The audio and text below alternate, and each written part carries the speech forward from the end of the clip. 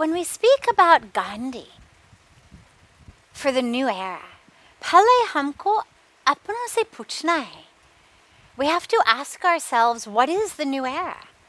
What do we even mean?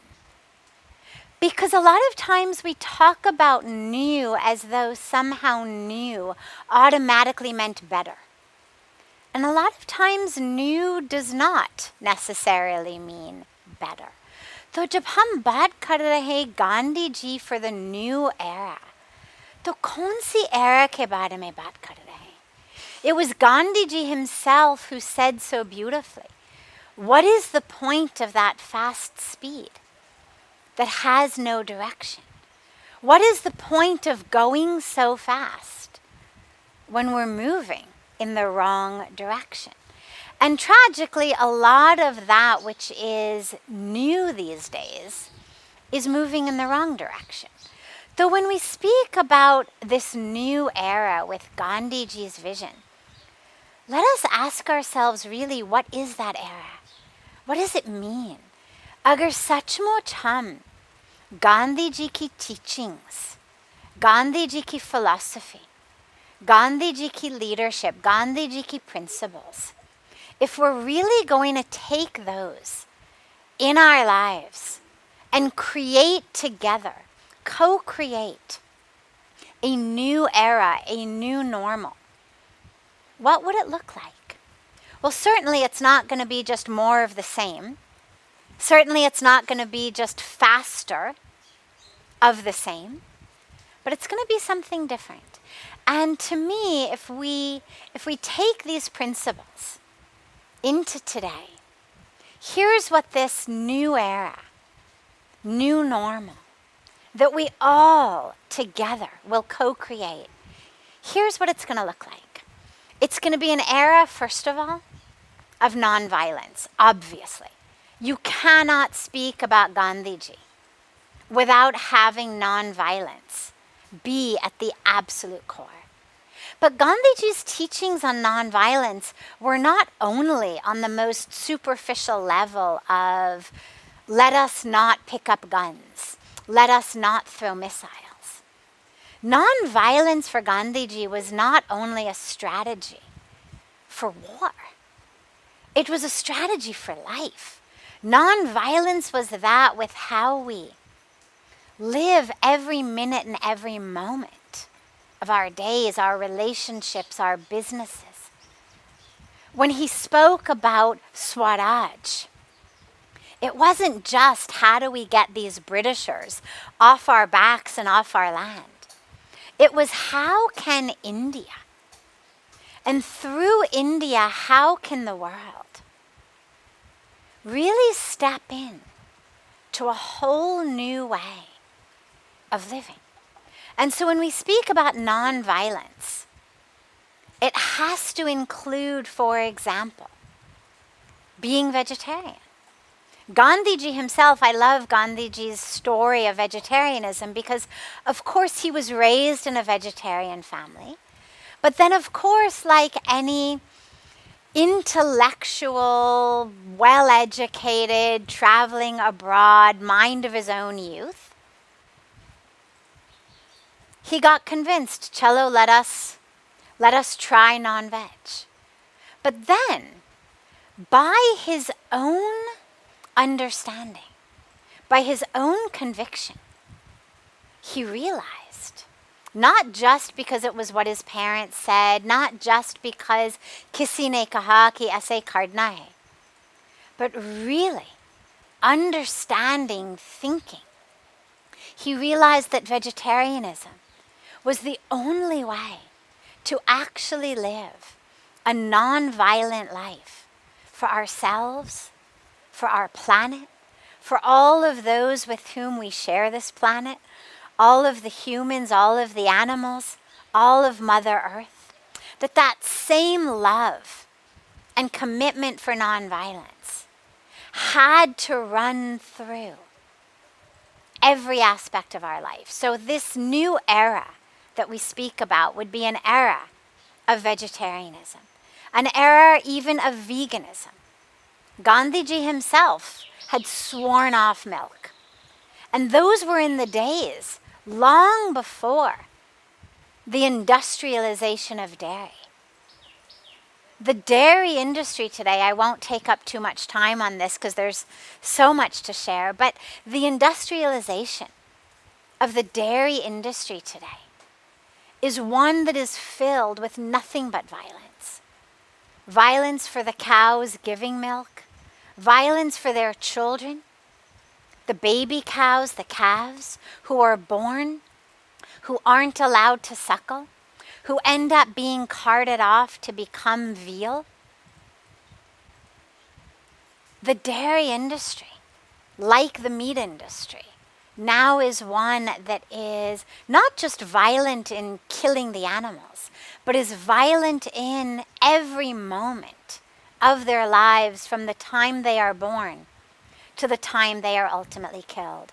And it is one that is violent not only to the animals, but it's violent to our brothers and sisters with whom we share the planet. Animal agriculture, the meat industry, is one of the core fundamental greatest reasons for climate change, for environmental destruction, for world hunger, for water shortages. We speak so frequently that along with our imminent and tragic land shortage, food shortage, and water shortage, the core of that is the global consciousness shortage that we have. That actually, if we shift our consciousness, as Gandhiji implored us to do, how we live would change. And that change would ripple into everyone in the world. And this is where that element also of personal responsibility comes in. Gandhiji's philosophy was not about just abdicate responsibility to those in charge. He was not telling the people of India, you sit down, sit back, kuch mat karo, main handle karunga. Gandhiji was a leader who implored everyone to do their part.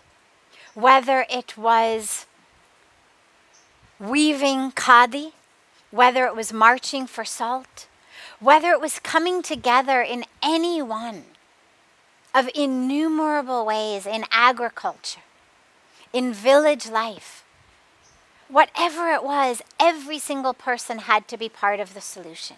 And this is where he emphasized, be the change that you want to see in the world. So when we speak about equality, when we speak about peace, when we speak about protection of the environment, when we speak about ending climate change, when we speak about ending world hunger or taking care of our air, our soil, our water, Gandhiji emphasized this is not someone else's responsibility. Every one of us must stand up and be that change, which means how we eat, being vegetarian, being vegan, how we live.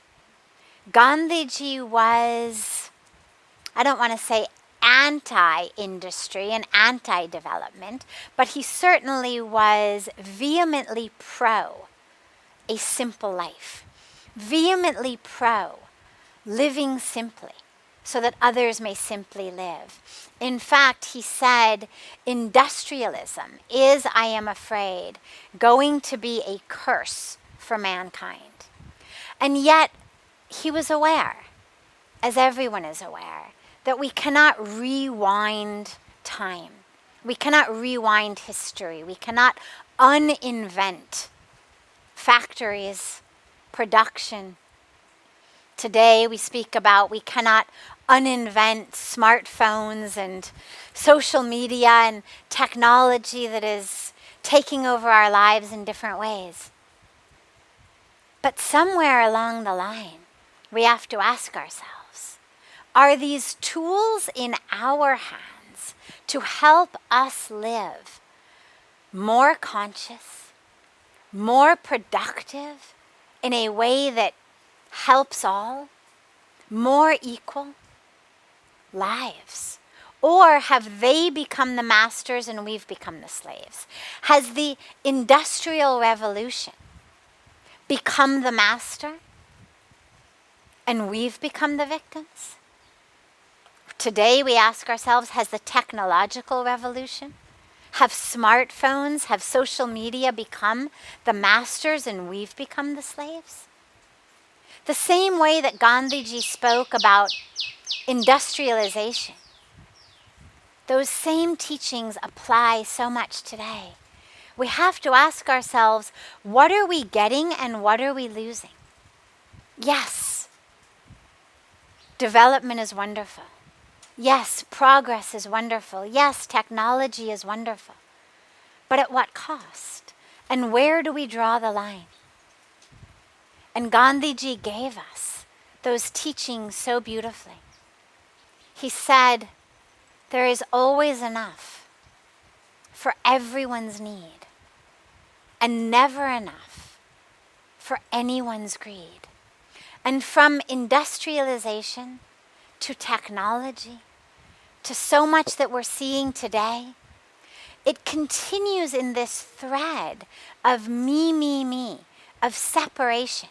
So much of industrialism, so much of development, so much of what we call, quote unquote, progress, आगे बढ़ना, is actually rooted upon exploitation of the poor, exploitation of women, suppression, oppression of the rights of others, so that we, my company, my business, my industry, may make more and more money, may produce more and more, or so that I, as the consumer, may buy more and more, cheaper. है ना, मन मांगे more. Gandhiji asked us, at what cost? At what cost is that more? Through that, he helped the people of India understand we were a slave to the colonizers. And today, we may not be a slave to the British colonizers, but we are still even more slaves to the businesses, the industries, the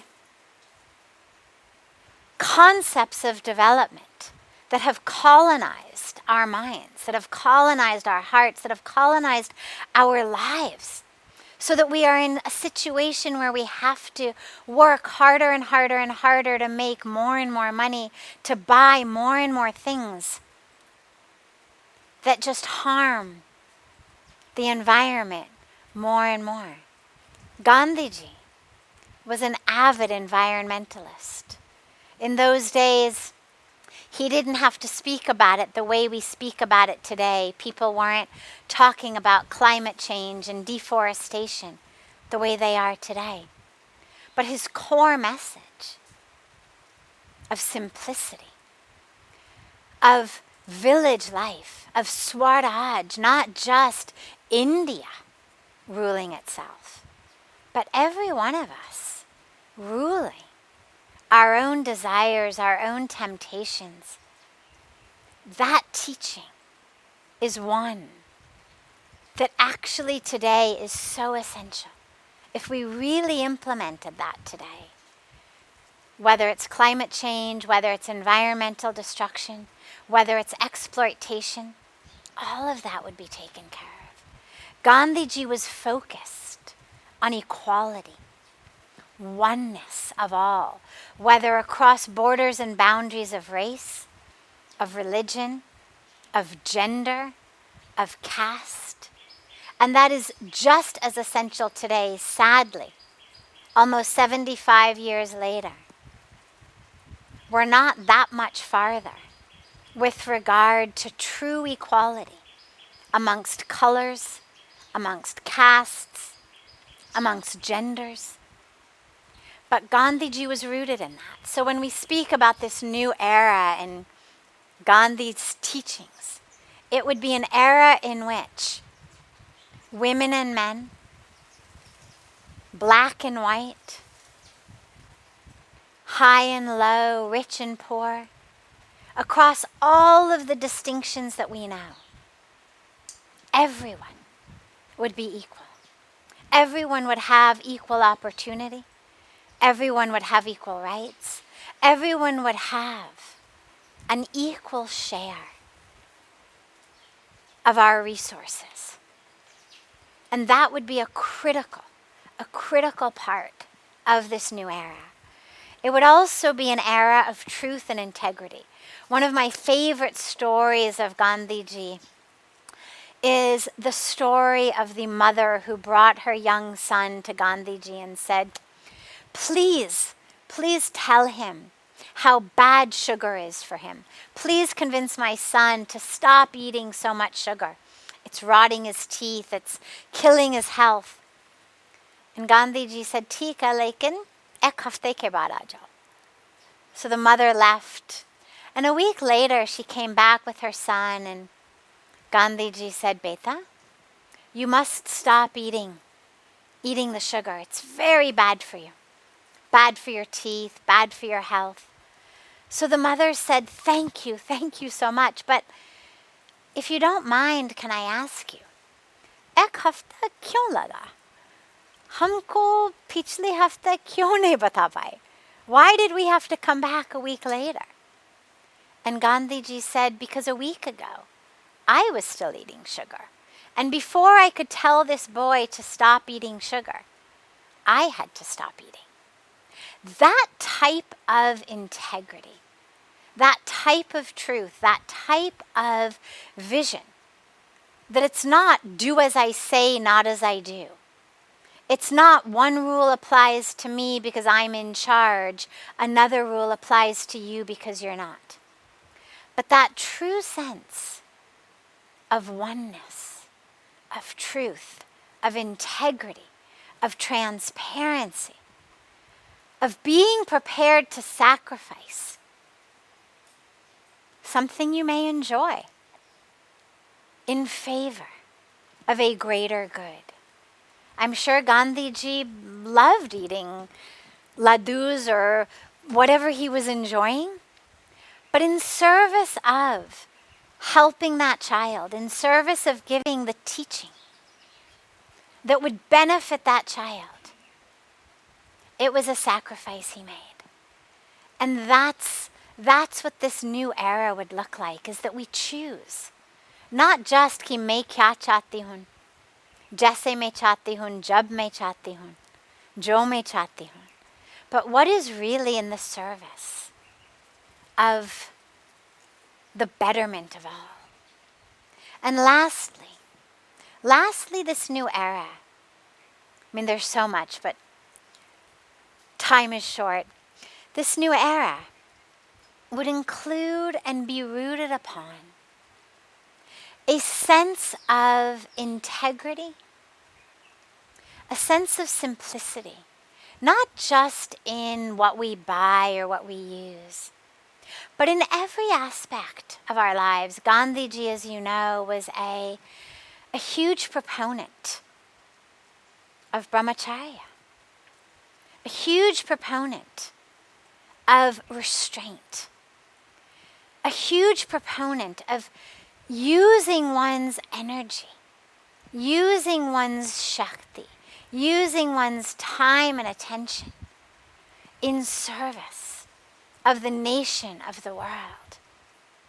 A huge proponent of recognizing that every minute we have, every breath we have, is one that is supposed to be utilized as this tool in God's hands, as this vehicle of service for the greater good, not used in just my sensual pleasures, not used in just fulfilling my momentary desire, hunger, yearning, but rather that the core of life, from a deeply spiritual perspective, but from one who was a householder, not from one who was a sannyasi, but from one who took those teachings, those core teachings, and realized these are not just teachings for those who have donned saffron robes.